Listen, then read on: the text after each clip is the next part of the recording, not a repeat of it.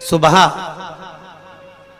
उठने के बाद घर की सफाई ना करती हो, दिन में पलंग पर सोती हो, रात्रि भर बर्तन झूठे जिसके घर में पड़े रहते हो, उस घर में तुम अपनी धर्म पत्नी को दरिद्रता को लेकर प्रवेश कर जाइए।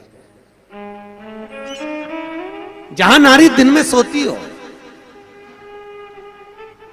जहां रात भर के बर्तन झूठे रखे रहते हो, उसके घर में तुम प्रवेश कर जाओ। महाराज, और स्थान तो कहा जहां इमली का पेड़ हो, पीपल का वृक्ष हो, बड़ का पेड़ हो, कांटेदार पौधे जिसके घर में लगे हो, उस घर में तुम प्रवेश कर जाओ, वहां पहुंच जाइए।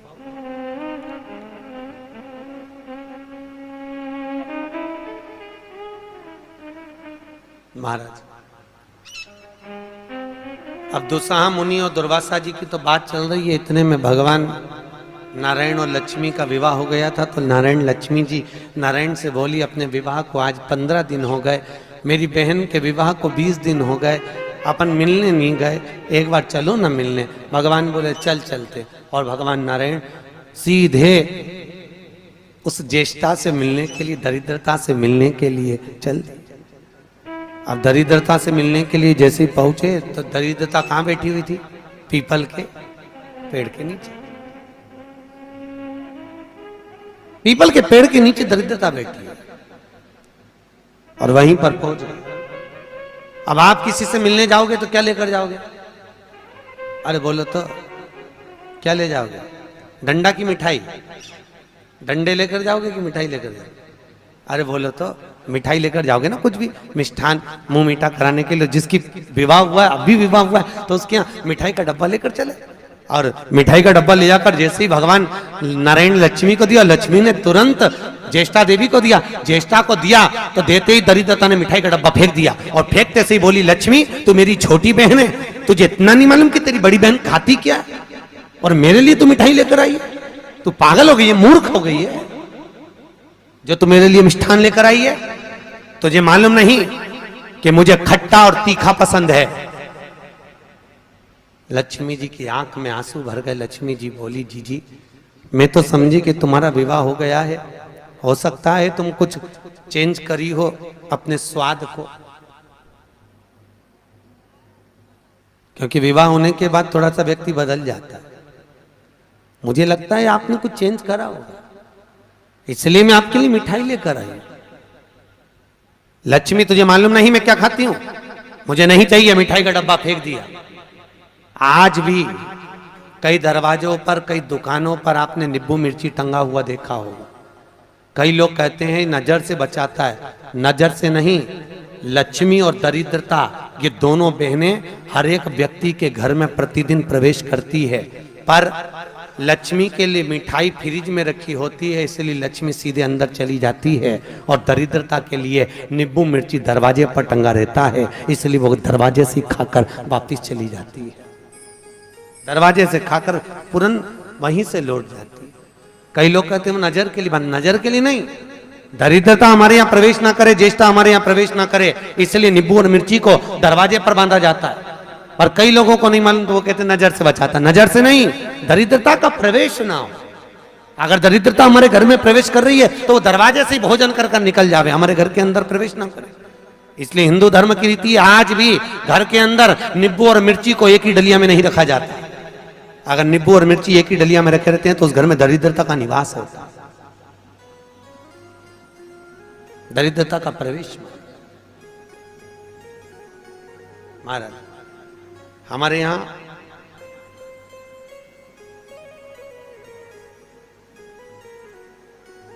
तीन चीजें बेटी की विदाई में नहीं दी जाती, आप लोगों को मालूम है।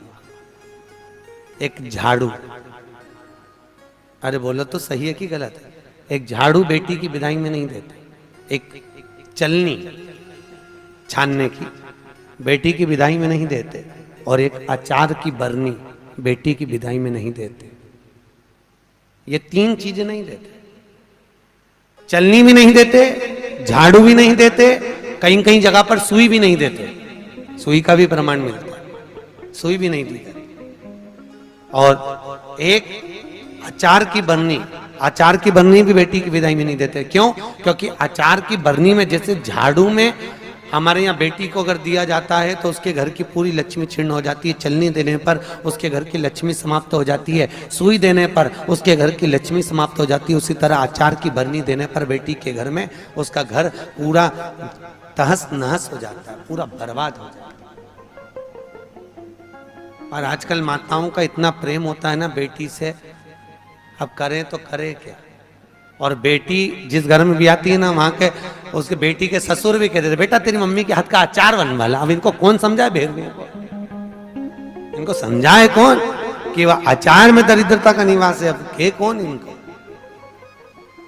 कि खट्टा और तीखा घर में प्रवेश करेगा अगर बहू के यहाँ का, तो उस घर में सुख नहीं रह सकता। चार लोग भी होंगे तो चारों का मुंह बिल्कुल नींबू की तरह खट्टा और वाणी मिर्ची की तरह तीखी रहेगी, चाहे कितना ही प्रयास करे। अगर अचार खाया है बहू के घर का तो। इसलिए बेटी की विदाई में चार चीजें नहीं दी। प्रमाण पहले क्या देते थे बेटी की विदाई में? बड़ी, पापड़, खाजा, सफेद पूड़ी मैदा की दलिया में रख के बेटी की विदाई में देते थे। क्यों? क्योंकि जो स्थिरता का भाव रखे, भले उसमें नमक ना रहे परंतु मौनता, प्रेम, स्नेह, नम्रता उसके अंदर होना चाहिए, वो बेटी की विदाई में दिया जाता। और बांस की डलिया में रख कर देते थे जिससे वंश बढ़े, कपड़ा बांध कर देते थे जिससे भक्ति का चीर सदा बना रहे। एक एक चीज का प्रमाण था बेटी की विदाई में देने।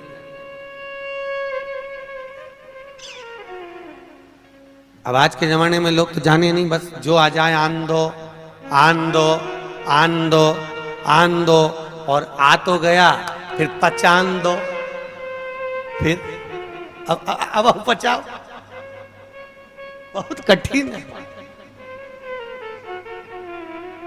खाना सरल है पर पचाना कठिन है, बहुत कठिन, सरलता नहीं है। बोलो राधे। बहुत कठिन था। तो ये दरिद्रता देवी को, ज्येष्ठा को, और लक्ष्मी जी ने मिठाई दी, उसने फेंक दिया। मुझे खट्टा और तीखा पसंद है, मुझे नहीं चाहिए, मैं ये नहीं खा सकता, आप ले जाओ इसको, मुझे खट्टा और तीखा ला कर दीजिए।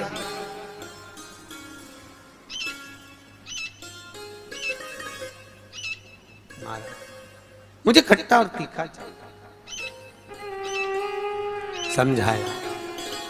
भगवान विष्णु लक्ष्मी जी से कह रहे हैं तेरी बहन को समझाना बहुत कठिन है, तू चल। लक्ष्मी जी जाने लगी। इतने में लक्ष्मी जी ने भगवान नारायण से विनती करी, नारायण ये मेरी बहन दरिद्रता बैठी है पीपल के पेड़ के नीचे, और पीपल के वृक्ष के नीचे मेरी बहन बैठी हुई है। इस पीपल के वृक्ष के नीचे तो ना जाने कितने कितने लोग पूजन करने के लिए आएंगे, ना जाने कितने कितने लोग पूजन करने के लिए पहुंचेंगे, और ये दरिद्रता यहाँ बैठी रहेगी तो दुनिया के लोगों के साथ में तो ये दरिद्रता पीछे पीछे उनके घर चली जाएगी। फिर दुनिया के लोग पीपल के वृक्ष की पूजन नहीं कर पाएंगे। और पद्म पुराण के अंदर लिखा है कि पीपल के वृक्ष के नीचे 52,000 ब्राह्मणों का वासा होता है। फिर पीपल के वृक्ष का प्रमाण क्या? भगवान नारायण बोले, सुनो लक्ष्मी, ये पीपल के वृक्ष के नीचे तुम्हारी बहन दरिद्रता निवास कर रही है, पर जिसकी हाथ में या तो माला हो, जल का पात्र होगा, या कुंकू का चोपड़ा होगा, या दिया बाती होगा, जो अपने हाथ में कुछ ना कुछ लेकर आएगी पीपल के वृक्ष की पूजन के लिए और वापिस वो पात्र लेकर जाएगी, उसके पीछे कभी दरिद्रता उसके घर में प्रवेश नहीं करेगी। और जो खाली हाथ पीपल के वृक्ष के नीचे प्रवेश करता है, उसके साथ में दरिद्रता उसके साथ पीछे पीछे प्रवेश कर जाती है। और सुनो लक्ष्मी, आज शनिवार का दिन है, जिस दिन मैं इस दरिद्रता से मिलने के लिए लक्ष्मी तेरे साथ में इस पीपल के वृक्ष के नीचे आया हूं, ज्येष्ठा से मिलने के लिए, तेरी बहन दरिद्रता से मिलने के लिए। शनिवार के दिन अगर कोई भूल से भी इस पीपल के वृक्ष के नीचे आकर नमन करेगा, प्रणाम करेगा, पूजन करेगा, पाठ करेगा, उसको सर्व सुख की अनुभूति प्राप्त हो जाएगी। इसलिए शनिवार का प्रमाण कहा गया। शनिवार की प्रधानता। और महाराज, एक रविवार का दिन ऐसा होता है जिस दिन दरिद्रता ने मांगा है अपने सुख के लिए। दरिद्रता देवी कह रही है, महाराज अगर 7 दिन आपके हैं तो एक दिन मुझे दिया जाए मेरे सुख के लिए। दरिद्रता देवी, तो रविवार के दिन इस पीपल के वृक्ष के नीचे ज्येष्ठा तेरी प्रखरता के साथ में तू दुसाह मुनि के साथ इसमें निवास करेगी।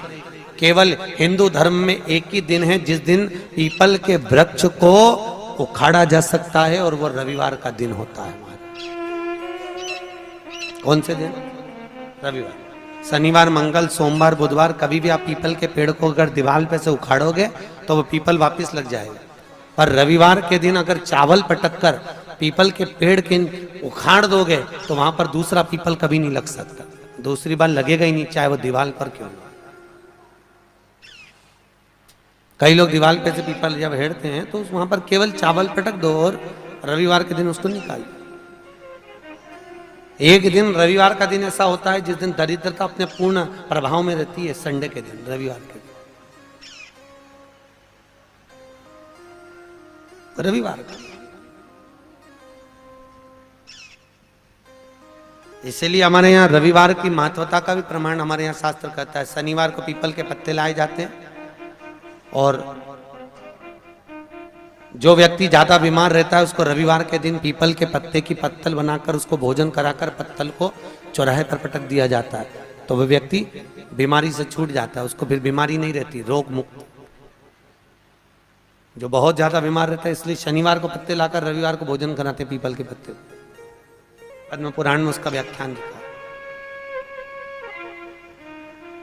पीपल के पत्ते का प्रमाणिकता, पीपल के वृक्ष, दरिद्रता का निवास हुआ है वो, तो पूर्णता का भाव कहां प्रकट करा?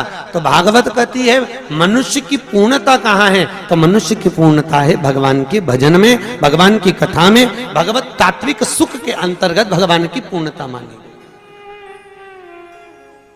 पूर्णता का बड़ी मुश्किल से मनुष्य देह मिलता है, और उस मानव देह को पाकर भगवत भजन करना बहुत कठिन, बहुत कठिन। हाथ उठाए हो। नहाने और स्नान में अंतर है। बाथरूम में गए, साबुन लगाया, पानी डाला, इसको कहते हैं नहाना। और स्नान का मतलब क्या है? स्नान का मतलब है हमारे कर्म कांडों में, हमारे शास्त्रों में पंडित कहते हैं स्नान कर कर आइए। स्नान का मतलब ये नहीं कि पानी डाला, तालाब में कूद गए, स्नान कर लिया, स्नान वो नहीं है। स्नान का मतलब है मनुष्य के शरीर में 3.5 करोड़ रोम छिद्र होते हैं। कितने? 3.5 करोड़ रोम छिद्र। और एक दिन में जब मनुष्य के मुख से 3.5 करोड़ बार भगवान का नाम निकल जाता है, तब जाकर मनुष्य का स्नान हो पाता है। जो बाथरूम में जाकर पानी कूड़ा वो तो नहाना हुआ। स्नान करने से अहंकार घटता है और नहाने से अहंकार बढ़ता है।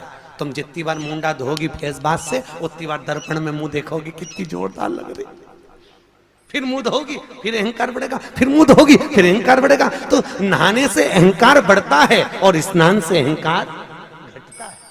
भजन करने से अहंकार घटेगा, अभिमान छिन्नित हो जाएगा। स्नान करा, अभिमान धीरे धीरे घटता चले जाएगा। क्यों? क्योंकि स्नान करना मतलब सत्संग में जाना, सत्संग में जाना मतलब वहां पर हमारा कोई मान नहीं, हमारा कोई सम्मान नहीं। सत्संग में सब बराबर, सब एक बराबर। भजन महाराज, कई लोगों को बड़ी ईर्ष्या रहती थी। एक बार सतभामा जी को भी बड़ा गुस्सा आया। सतभामा ने एक बार कन्हैया जी को देखकर और रुक्मणी जी से पूछा, ये कन्हैया को हो क्या गया? जब देखो, जब भाग भाग के द्रौपदी के घर चले जाता है, ये द्रौपदी से रिश्तेदारी क्या है इसकी कृष्ण की? रुक्मणी जी ने कहा द्रौपदी उनकी मुंह बोली बहन। तो तो ऐसी काहे की बहन, जा सी देर में भगवान को बुला लेती और भगवान भी पूरा द्वार का छोड़ के उसके घर भाग जाता। एक आध दिन मुझे ये द्रौपदी को सही करना पड़ेगा, सत्यभामा जी बोली रुक्मिणी से। और भगवान ने कानों से सुनी लिया।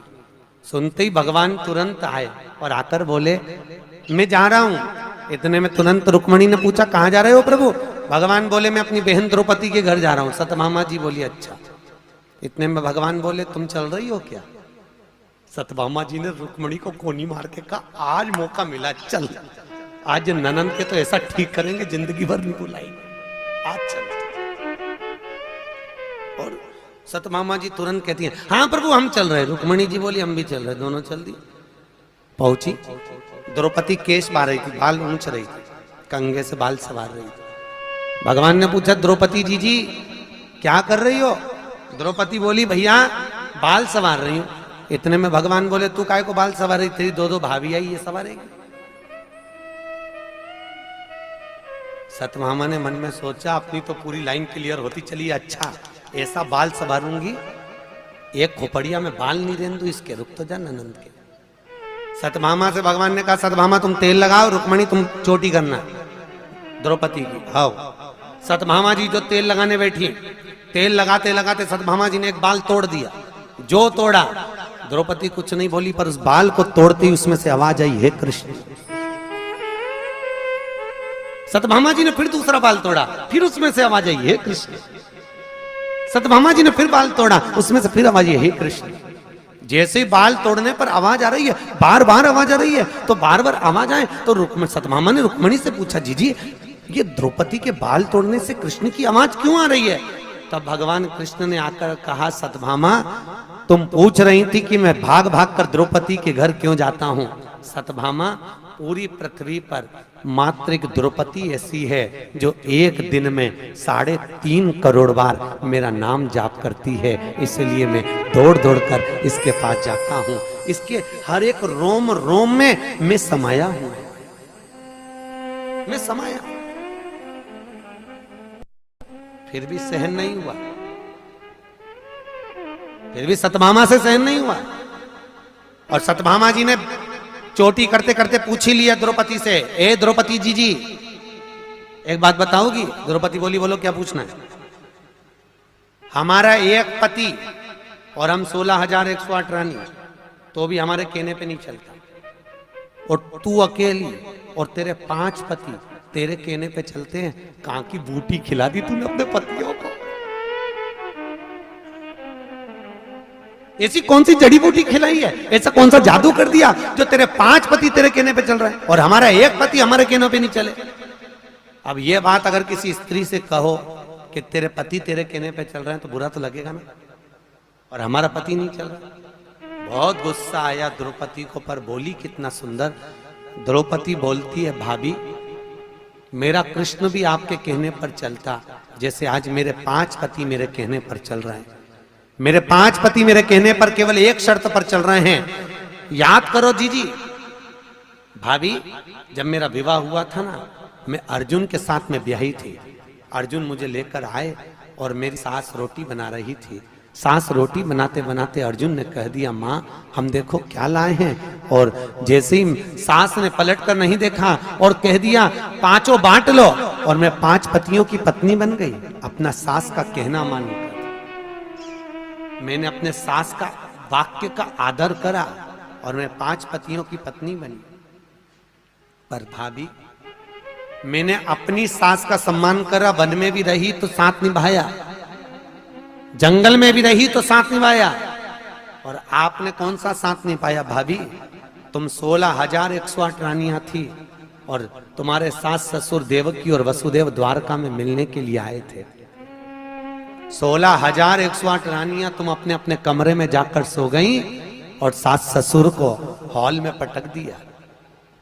अगर एक बहू भी अपना कमरा छोड़कर कह देती मम्मी 2 दिन के लिए आई हो, इसमें ठहर जाओ, पापा इसमें ठहर जाओ, तो सास ससुर का अगर तुम आदर करती, अगर तुम तुम्हारे पति के माता पिता का आदर करती, तो यह पक्का था कि तुम्हारा पति भी तुम्हारे कहने पर चलता। पर तुमने अपने पति के माता पिता का आदर नहीं करा, इसलिए तुम्हारे पति भी तुम्हारे कहने पर नहीं चलते। तुम आदर तो करती। भाभी आज भी वो देवकी वसुदेव हाल में ही बैठे हैं और सब रानियां अपने अपने कमरे में बैठी है। द्वारका गए हो आप लोग? द्वारका गए हो तो द्वारका में जाकर देखना, देवकी और वसुदेव का मंदिर द्वारकाधीश के ठीक सामने। सब रानियां अपने अपने भवन में और वो हॉल में पड़े।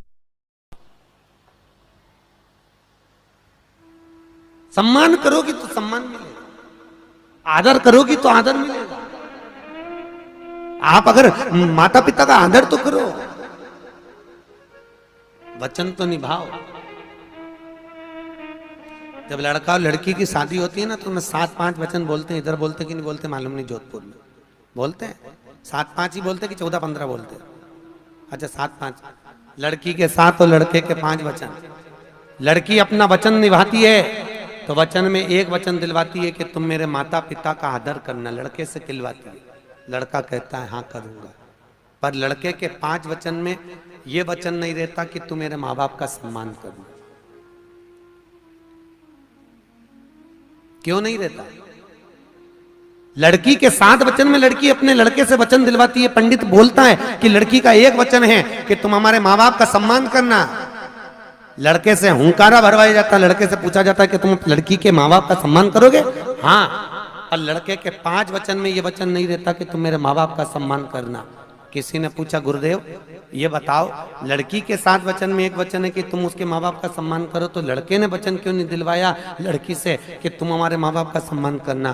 तो भागवत कहती है इसलिए वचन नहीं दिलवाया क्योंकि लड़का ज्ञानी है, उसको मालूम है जब ये अपने माँ बाप का सम्मान मुझसे करवा रही है तो ये पक्का है कि मेरे माँ बाप का सम्मान भी ये कर लेगी, तो मुझे वचन दिलवाने की जरूरत ही नहीं है। मैं क्यों वचन दिलवाऊं? जब ये अपने माँ बाप का सम्मान कर रही है, अपने माता पिता के लिए एक पराये लड़के से हुंकारा भरवा रही है कि तुम मेरे माँ बाप का सम्मान करना, जब इसके मन में अपने माता पिता के प्रति इतना आदर है तो मेरे माँ बाप के प्रति इसके मन में कितना आदर होगा। इसलिए मुझे वचन दिलवाने की जरूरत नहीं। ये लड़की घर की संस्कारित है और मेरे माता पिता का आदर करेगी, ये मुझे लगता है, मैं मानता हूं। इसलिए लड़का वचन नहीं दिलवाता कि तुम मेरे माँ बाप का सम्मान करना। उसने एक ने दिलवा लिया, वही बहुत वचन का